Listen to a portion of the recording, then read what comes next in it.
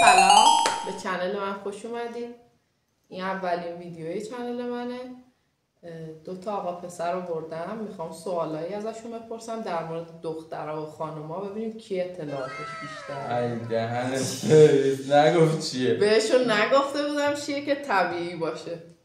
خب بریم؟ خب از تو شروع میکنم. بسم الله. تو بارداری خانوم اگه ویار ترشی داشته باشه میگن بچه پسره یا دختره؟ سگ باشه، سالم باشه. سگ باشه. نه جدی جواب بده. پسره. ترشی پسره؟ خب درست. حالا سوال علی. چی بابا؟ فرق اکستنشن موژه با کاشت موژه چیه؟ اکستنشن یه چیز مصنوعی وار میشه که باید بچسبونن همینطوری بعد، ولی خب کاشته موشه میکنن. تو بلدی جوابشو؟ اما استیشن دارمون استیشن ماشین نه یه چی چسبیده به همه، خب اصلا با چسب میچسبونه، ولی کاشت وایسا هم درس میزنم. کاشت لایه دونه دونه برمیداره با چسب مخصوص دونه دونه میکاره. مثلا میگه یکی رو بزنید داری برعکس میگی. برعکس گفتم. اکستنشن تار به تاره. آره اکستنشن این تار به تار یکی یکی میکاره. خب سوال بعدی نوبت توه حامد. اگه آرایش چشم، البته اینو از دوتاتون میپرسم، اگه آرایش چشم مثلا یه خانم سنگین باشه، زیاد رو چشمش کار کنه، چه رنگ رژی بزنه بهتره؟ اگه آرایش چشم غلیظ باشه، خب رنگ رژ باید کم رنگ باشه، یا باید رژ لب پر رنگ باشه، آرایش چشم کم، یا آرایش چشم باید زیاد باشه، رژ لب کم رنگ، وگرنه اونجا جیغ میشه اگه پر رنگ بشه. تو هم نظرت همینه یا چیزی دیگه؟ رژ لب با رنگ نود بشه. آفرین، اینو بلدی. این درست، جفتشون درست بود. خب الان یه رنگ به تو یه رنگ، به علی هم یه رنگ نشون میدم، بگید این چه رنگیه. مردا تو رنگ خیلی ضعیفن. تو بالایی رو بگو. یاسی. خب تو هم پایینی رو بگو. زرد مگه نیست؟ لیمویی. نه لیمویی نیست. یه راهنمایی خیلی ترنده این روز. زرد آره کرمیه. نه زرد تو نمیدونی؟ قناری نیست. زرد کره‌ایه. چه کره بدرنگی. به این میگن زرد کره‌ای. خب زردش گفتم دیگه. زرد که خب مردا قرمز جزئیات رو نمیدونن تو کره‌ایه. خب تو بگو حامد، شینیون مو چیه؟ وقتی میخوای بری عروسی ببینی موهات حالت میدی، هر حالتی که دوست داری میشی شنی. این خیلی اطلاعاتش بالاست از زنان. خب تو بگو زندگی قبلیش بابلیس بابلیس باید بلیسی. نه هیچی نگو. بابلیس چیه؟ ادرام تاتلیس. داداش ابراهیم. بابلیس چیزه مثل اتویی ها رو میگی یا همه جوری ها رو میگی؟ بابلیس یه مدل دیگه. خب یه نمونه هست اون رو باش پیدا میکنم. اون بیگودیه. بیگودی با بابلیس فرق کنه. آره بابلیس برقیه. جفتشون یکی. بابلیس برقیه. خب فرق میکنه دیگه. بابلیس هم فرق میکنه دیگه. آره فرق میکنه.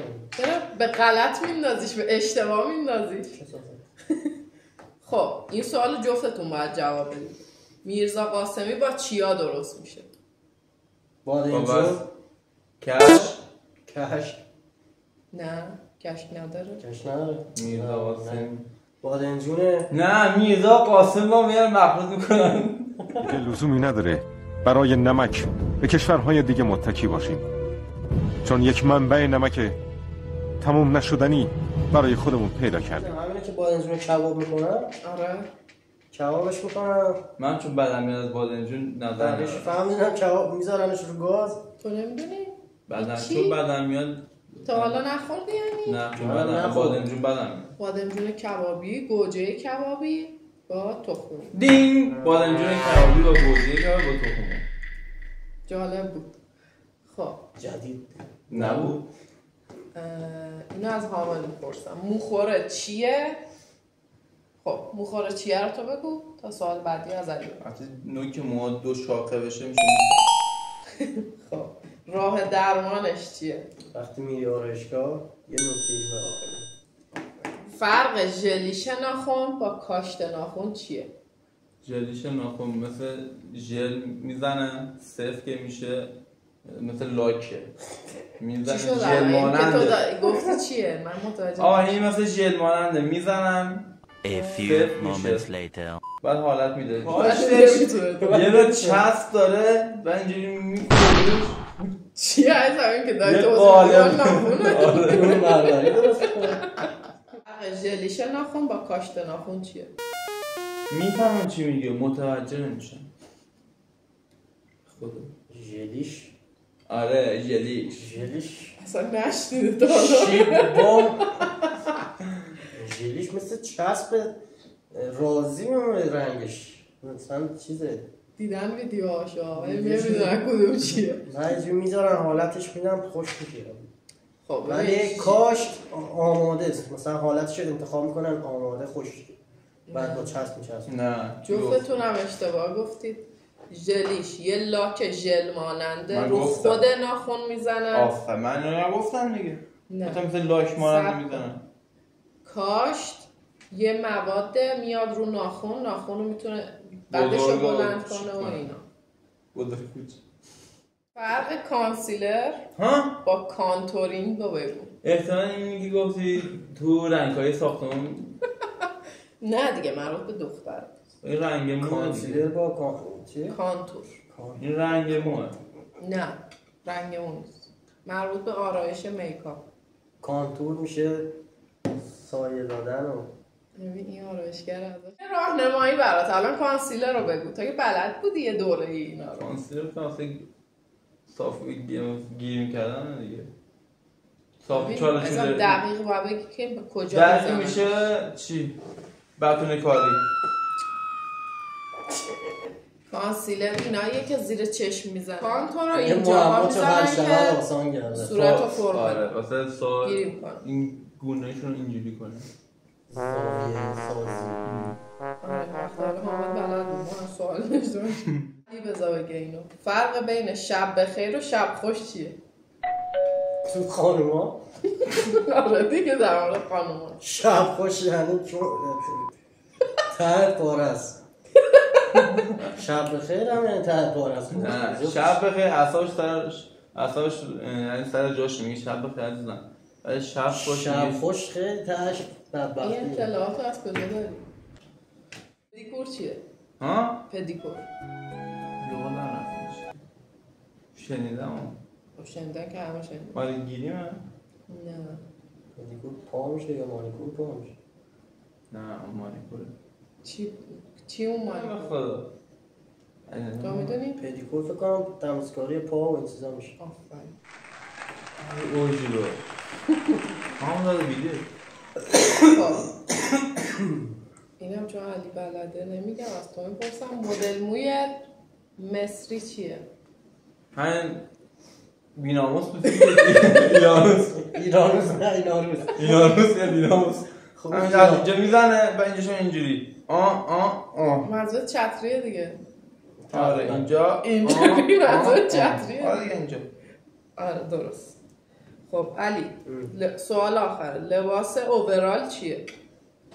اوورال نه اوورال به خدا تو پتروشیمی و مثلا دوبان و اینا مثلا اوورال نه شرکت نه اوورال یه نوع عزیزم بس اون ول کن اوورال لش و اینا که نمیشه. نه لباس خب تو بلدی؟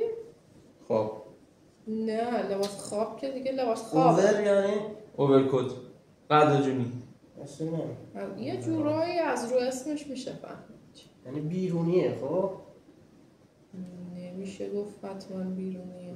مجلسی لباس باز مثل لباس باز میشه مثل کت شلوار اینا میشه.